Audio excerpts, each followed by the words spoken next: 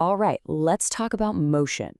We're always using words like speed and velocity, right? And, we kind of throw them around like they're the same thing. But in physics, they are worlds apart. So today, we're going to deconstruct these ideas and really see what makes them tick. So, what is the real difference? I mean, really. You're cruising down the highway, the speedometer says 60 miles per hour. Is that your speed or your velocity? It seems like such a simple question, but there's a super important piece of info hiding in one of those words that the other one just doesn't have. Now, if you go look this up in a textbook, you're probably going to get something that looks like this. And I know, at first glance, that looks dense. It's a little intimidating for sure. But trust me on this. That one sentence holds the entire key. We're going to treat it like a puzzle, and we're going to solve it together, piece by piece. So let's start with the very last word of that puzzle, displacement. Because to get what velocity is, you first have to get this. Displacement is absolutely not the same thing as distance. And here is where it all clicks. See, distance is what we call a scalar. It's just a number. Think about your car's odometer. It just tells you the total miles you've driven. It's every step, every turn, all added up. But displacement, that's a whole different animal. It's a vector. Displacement doesn't care about the scenic route you took. It only cares about two things. Where did you start and where did you end? It's the straight line path between those 2 points. And this is the crucial part, the direction of that line.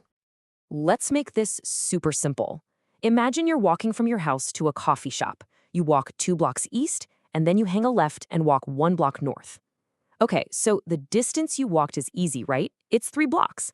But your displacement, that's the straight diagonal line from your front door directly to the coffee shop's entrance. Maybe it's about 2.2 blocks in a northeasterly direction. See the difference? One is the total path. The other is just start to finish. Okay, so we've cracked the first piece of the puzzle, displacement. Now let's grab the next piece. That little phrase, time rate of change. This is basically the how fast part of our definition.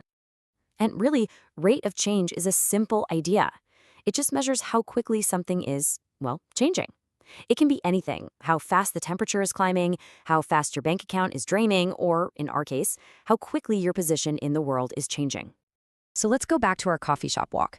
As you're walking, your displacement from your house is constantly getting bigger. After 1 minute, maybe you're 50 meters from home. After 2 minutes, you're 100 meters away. You see what's happening here? This is a rate of change. Your displacement is changing at a nice, steady rate of 50 meters every minute. All right, we've got our 2 key ingredients. We have displacement, which is the change in your position plus a direction, and we have rate of change, which is how fast that change is happening. So let's put them together. And there it is. Velocity is just the rate of displacement. It's not just about how fast you're going. It's about how fast you're going and in what direction you're headed. So 60 miles per hour is a speed. But 60 miles per hour east, aha, now that is a velocity. So let's look at our puzzle sentence one more time. Time rate of change, okay, that's how fast, of displacement, that's the change in position and direction, is velocity. Suddenly it's not some confusing jumble of science speak, is it? It's actually this perfectly neat, elegant summary of everything we just figured out. That's the aha moment. Okay, so you might be thinking, what's the big deal? Why do we even need a whole separate word for this? Well, it turns out that in tons of real-world situations, knowing the direction isn't just a detail, it's everything. I mean, just think about it for a second. A pilot can't just know their airspeed. They have to know their velocity to stay on course and not end up in the wrong country. A meteorologist tracking a hurricane cares deeply about its velocity, where it's headed and how fast it's getting there. Even the GPS in your phone is constantly calculating your velocity to figure out where you are. In these fields, speed without direction is basically useless information. All right, to wrap all this up, I'm going to leave you with a little brain teaser to see if it all stuck. A race car drives a crazy 500-mile race, hitting incredible speeds, but it finishes in the exact same spot it started. So my question is, what was its average velocity for the entire race? The answer, of course, is hiding in that key difference between distance and displacement. I'll let you chew on that one. Thanks for joining me.